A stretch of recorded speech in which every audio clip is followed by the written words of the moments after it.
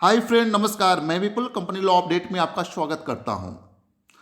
Regional director southern reserve ने in the matter of the हैला campus private limited के case में ROC का एजुकेशन ऑर्डर, जिसमें उन्होंने पेनल्टी इंपोज की थी हैलाकुलस प्राइवेट लिमिटेड पर for the delay filing of the commencement of the business filing form INC 20A।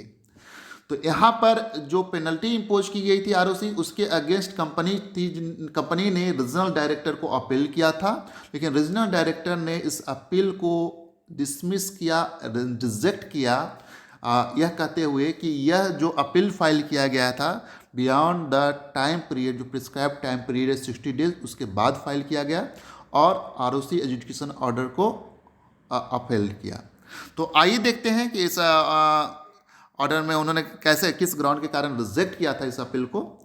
तो यहाँ पर कंपनी थी जो 5 मार्च 2019 को इनकॉर्पोरेट हुई थी और फॉर्म INC 20A, जिसको 180 डेज के अंदर फाइल करना होता है, उसको 1 डे डिले, मात्र सिर्फ एक दिन का डिले था। एक दिन के डिले के बाद उन्होंने 2 सितंबर 2019 को फाइल किया। आरओसी केरला ने केस को एग्जामिन किया, डिफॉल्ट पाया और एजुकेशन ऑर्डर पास किया for the delay of 1 day and impose penalty of 50,000 upon the company and 1,000 upon the director in default. Aggrieved by the above said order, stand appeal was filed by the appellant to regional director. The appeal was filed with a delay of 507 days, which is beyond the prescribed limitation period of 60 days.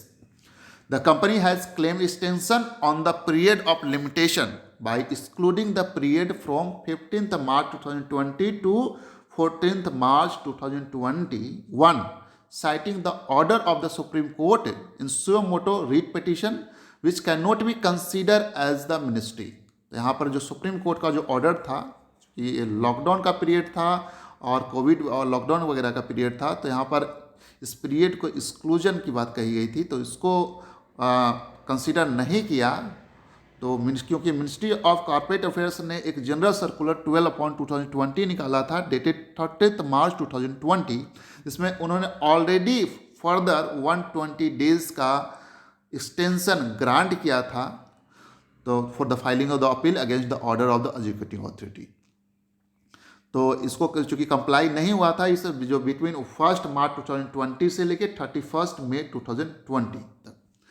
Due date of for filing appeal by the company falls on 18th April 2020 and company further चूंकि extension दिया था तो up to 16 अगस्त 2020 तक इसको file करना था to file the appeal by invoking ministry general circular 12/2020, whereas the company has filed the appeal only on 7th September 2021. Thereby the company had failed to file appeal against the education order within the above stipulated time period. In view of the above reason, the appeal is dismissed as rejected and ROC adjudication order is upheld. The appellant are directed to remit the penalties imposed within 15 days of the receipt of this order, failing which ROC Kerala is directed to file prosecution in terms of section 454 subsection 8(2) of the Companies Act without any further notice. Thank you so much for watching this update.